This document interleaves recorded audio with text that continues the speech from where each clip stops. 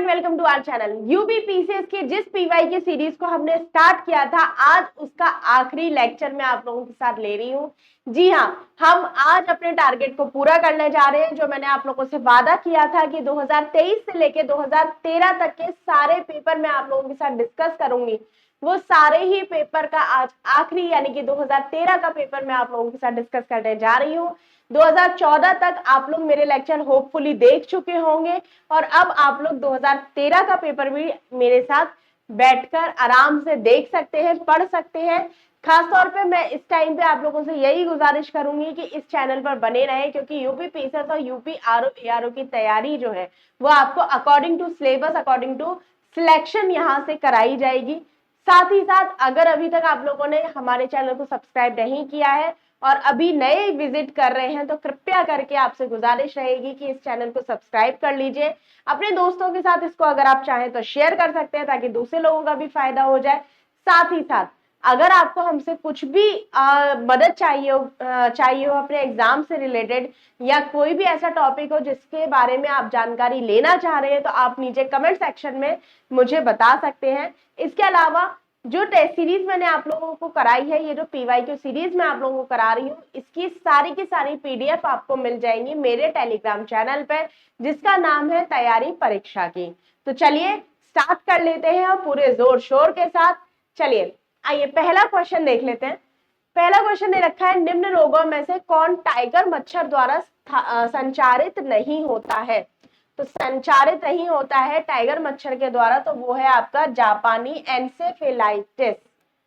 अगला प्रश्न है, बच्चों में प्रोटीन की न्यूनता के कारण जो रोग उत्पन्न होता है वो है आपका मेरास्मस। ए ऑप्शन आपका सही हो जाएगा।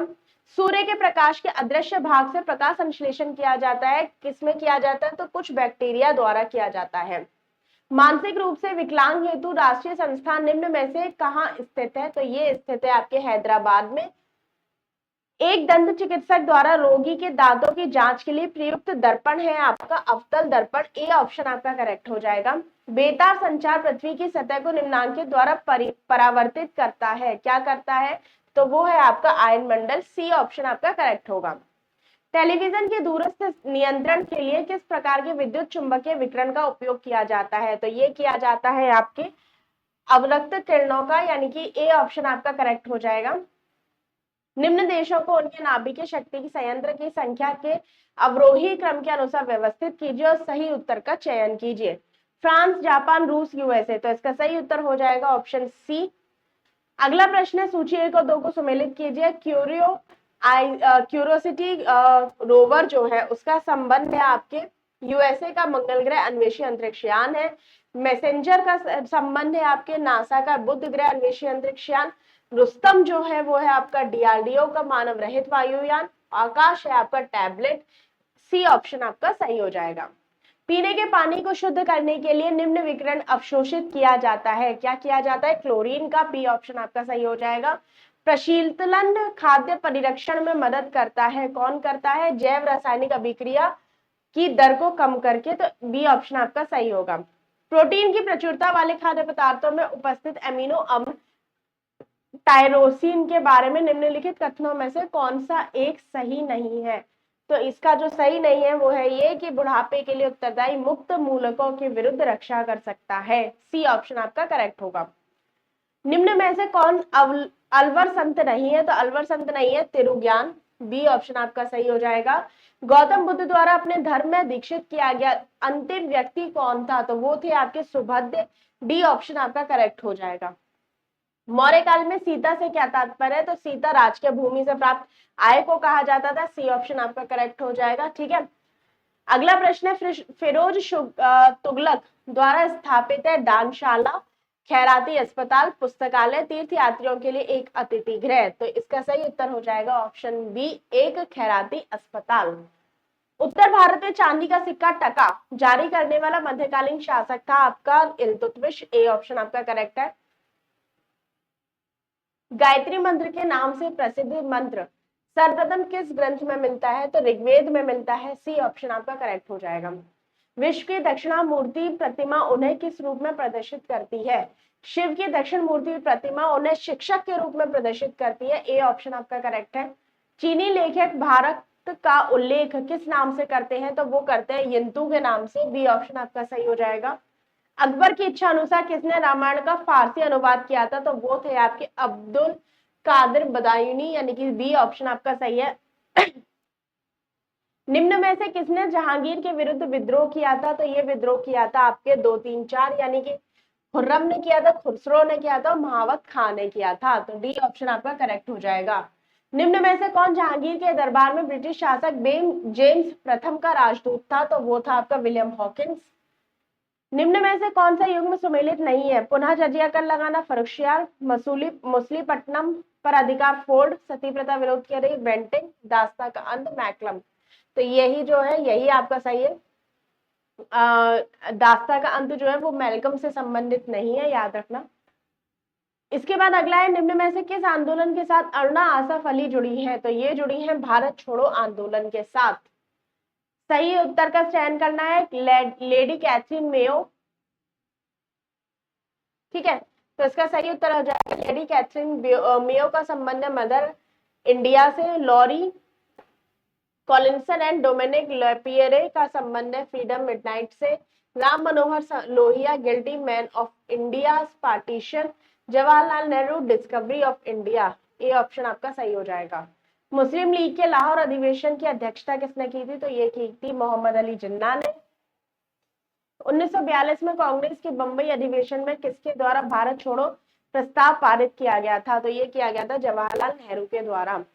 चंपारण में 3 कठिया प्रथा को कहा जाता था 3/20 भूभाग पर नील की खेती करना। ए ऑप्शन आपका सही होगा।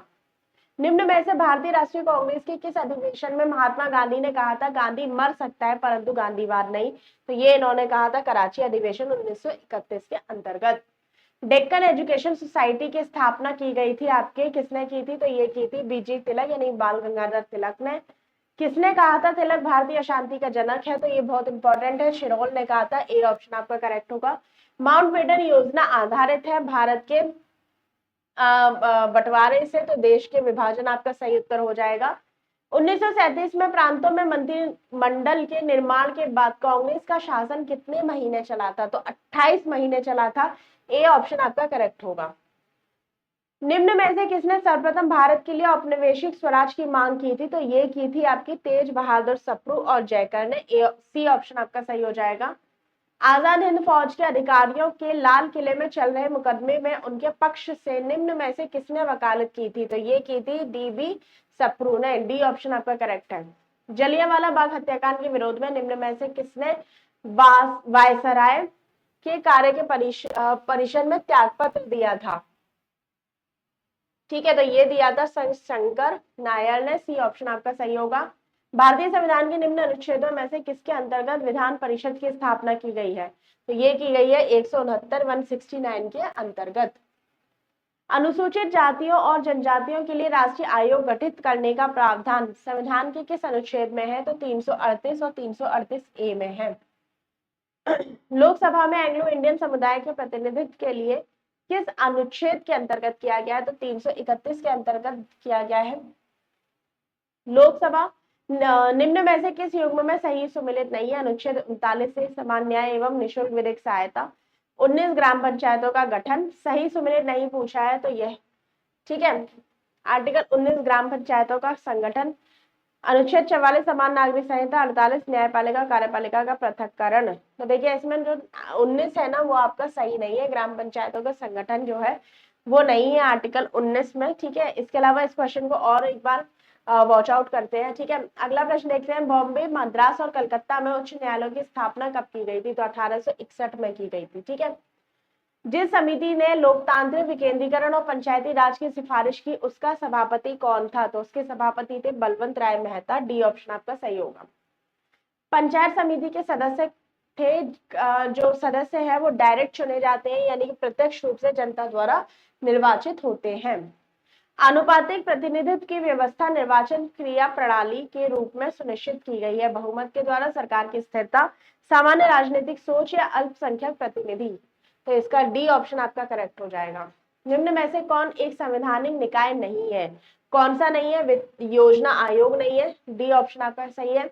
हमारे संविधान के किस भाग में तीनों सोपानों में पंचायतों को बनाने की परिकल्पना की गई है? तो 9 में की गई है। भाग 9 इसका सही उत्तर हो जाएगा। निम्न में से कौन राज्य सरकार द्वारा स्थानीय शासन के बीच राजस्व बंटवारे के लिए उत्तरदायी है? तो राज्य सरकार और स्थानीय शासन के बीच जो है वो राज्य वित्त आयोग है। तो सी ऑप्शन आपका करेक्ट हो जाएगा।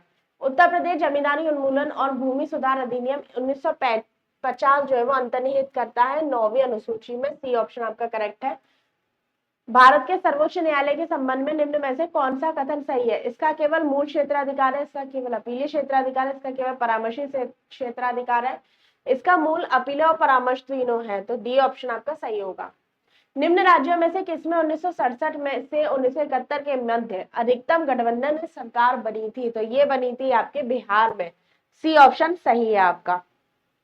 ठीक है, अगला प्रश्न है निम्नलिखित कथनों में से कौन सा सही नहीं है? तो जाकिर हुसैन भारत के प्रथम उपराष्ट्रपति नहीं थे, बल्कि तीसरे नंबर के राष्ट्रपति थे, तो उपराष्ट्रपति थे, याद रखिएगा। निम्न में से कौन सा कर भारत सरकार द्वारा नहीं लगाया जाता है? तो मार्ग कर या टोल टैक्स जो है वो भारत सरकार द्वारा नहीं लगाया जाता है, इसे परिवहन विभाग लगाता है और जो कि राज्य सरकार के अंतर्गत आता है।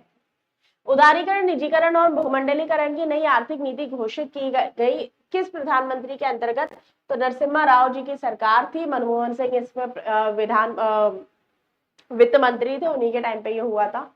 अगला प्रश्न है गांधीवादी अर्थव्यवस्था किस पर आधारित है? तो ट्रस्टीशिप पे आधारित है, यानी कि न्यास पर आधारित है। अगला प्रश्न है निम्न में से कौन एक त्वरित अवस्थापना विकास कोष के अंतर्गत शामिल नहीं है? तो ग्रामीण उद्योग इसमें शामिल नहीं है। किसी देश की आर्थिक वृद्धि की सर्वाधिक उपयुक्त माप क्या होती है? तो वो होती है आपके प्रति व्यक्ति उत्पाद। ठीक है, तो डी ऑप्शन आपका सही हो जाएगा। National stock exchange of India का प्रवर्तक कौन है? भारतीय state bank, LIC, GIC, IDBI। तो ये तीनों ही है, तो डी ऑप्शन आपका सही होगा। स्वाधार योजना अद्वितीय पहचान के लिए, पुरुषों के स्वरोजगार के लिए, कठिन परिस्थितियों में महिलाओं के लिए, वरिष्ठ नागरिकों हेतु साझा गृह के लिए। तो यह है कठिन परिस्थितियों में महिलाओं के लिए। अगला प्रश्न है प्रधानमंत्री ग्रामोदय योजना का ध्येय क्या है, उद्देश्य क्या है? तो ग्रामीण आवश्यकताओं की पूर्ति करना, जैसे कि प्राथमिक शिक्षा, स्वास्थ्य, रक्षण, पेयजल, आवास। तो यही आपका सही उत्तर हो जाएगा। ए ऑप्शन आपका सही है। भारत में निम्न में से कौन एक उत्पाद सामान्य निर्यात नहीं किया जाता है? तो सामान्यतः हम दालों को निर्यात नहीं करते हैं। डी ऑप्शन आपका सही हो जाएगा। राष्ट्रीय प्रतिदर्श सर्वेक्षण 61वें दौर के आंकड़ों के अनुसार चालू प्रतिदिन स्थिति के आधार पर ग्रामीण और शहरी क्षेत्रों में बेरोजगारी रही है कितने %? 8%। ठीक है, फेमा यानी कि विदेशी मुद्रा प्रबंधन अधिनियम को अंतिम रूप से लागू किया गया था, कब किया गया था? 2002 में। उसके बाद उद्योग और उनके स्थान देख लेते हैं। तो कागज उद्योग जो है वो आपके टीटागढ़ में है, सीमेंट उद्योग लखेरी में है, लोहा और इस्पात उद्योग भिलाई में, और खनिज तेल शोधन है अंबाला मुकुल में। सी ऑप्शन आपका करेक्ट हो जाएगा। ईको मार्क योजना 1991 में उपभोक्ताओं के ऐसे उत्पादों को खरीदने के लिए प्रोत्साहित करती है जो कि पर्यावरण प्रभाव को कम हानिकारक बताता हो, और निम्न उपभोक्ता उत्पादकों में से कौन सा इस योजना के अंतर्गत अधिसूचित नहीं है? तो अधिसूचित नहीं है औषधि और प्रतिजैविकी। निम्न में से विचार कीजिए काली मिट्टी कपास के लिए उपयुक्त है। सही बात है, इसमें जैव तत्व प्रचुर मात्रा में होते हैं, तो ये गलत है। सी आपका सही हो जाएगा। नौकरी कहाँ है? तो ये है आपके मेघालय में, मानस है आपके असम में, दियांग दिबांग है अरुणाचल प्रदेश में, और अगस्त मलाई है केरल में। सी ऑप्शन आपका करेक्ट होगा। अगला प्रश्न है पारिस्थितिक तंत्र के जैविक घटकों में कौन सा उत्पादक घटक है? तो यह आपके हैं हरे पौधे। डी ऑप्शन आपका सही है।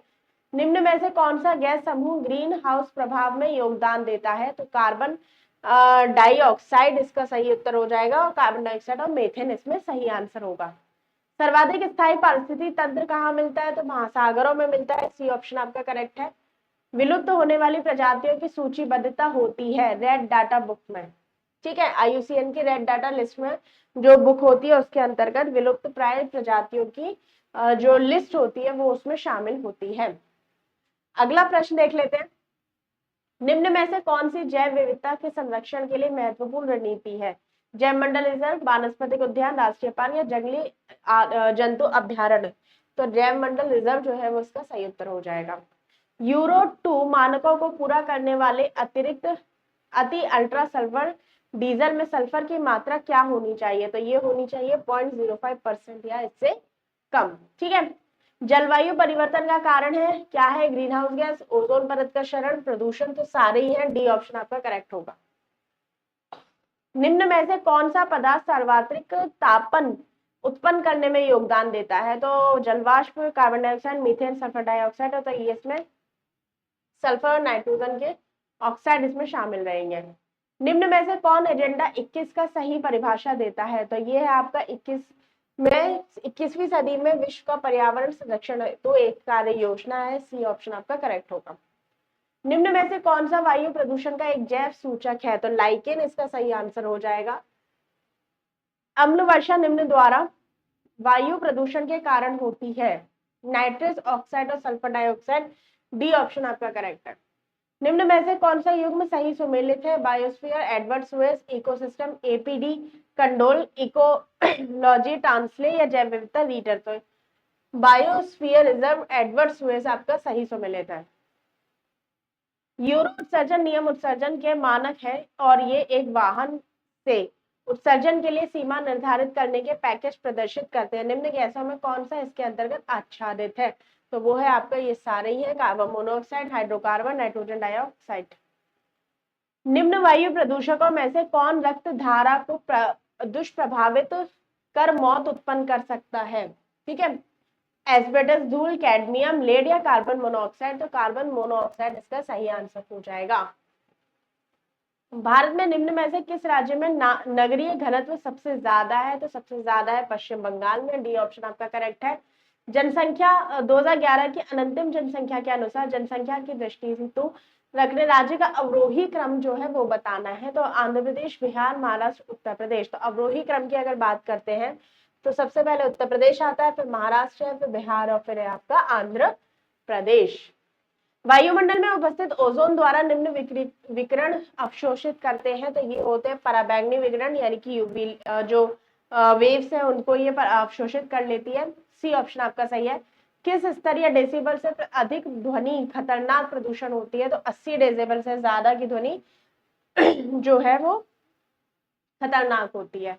जनसंख्या के पिरामिड में कौन सा समूह आश्रित आबादी के रूप में जाना जाता है, तो 60 साल से ऊपर के जो लोग हैं वो आश्रित आबादी के रूप में जाने जाते हैं जनसंख्या पिरामिड के अंतर्गत। निम्न संघ शासित राज्यों में स्त्री साक्षरता 2011 की जनगणना के अनुसार उच्चतम है, तो वो है आपके लक्षद्वीप में। निम्नलिखित कथनों पर विचार कीजिए, मरुस्थल शाश्वत ऊर्जा उत्पादन के प्रभावकारी स्रोत हो सकते हैं, जितनी ऊर्जा मानव जाति एक वर्ष में उपभोग करती है उससे अधिक ऊर्जा मरुस्थल 6 घंटे से में सूर्य से प्राप्त कर लेते हैं, तो दोनों ही सही है, ए और आर दोनों, और व्याख्या भी इसकी सही की गई है। देशांतरों में कौन सा भारत का प्रमाणिक मध्याह्न रेखा है, तो 82.5 डिग्री ईस्ट है, यानी कि पूर्व है, डी ऑप्शन आपका सही हो जाएगा। राष्ट्रीय राजमार्ग विकास परियोजना उत्तर दक्षिण तथा पूर्व पश्चिम गलियारे मिलते हैं, कहां पर मिलते हैं, तो झांसी में मिलते हैं, ठीक है।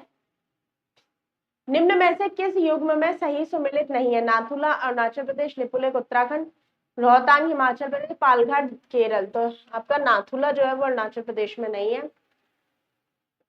भारत के प्राकृतिक बंदरगाह है कोची और विशाखापट्टनम, डी ऑप्शन आपका सही हो जाएगा, ये दोनों आपके प्राकृतिक बंदरगाह है।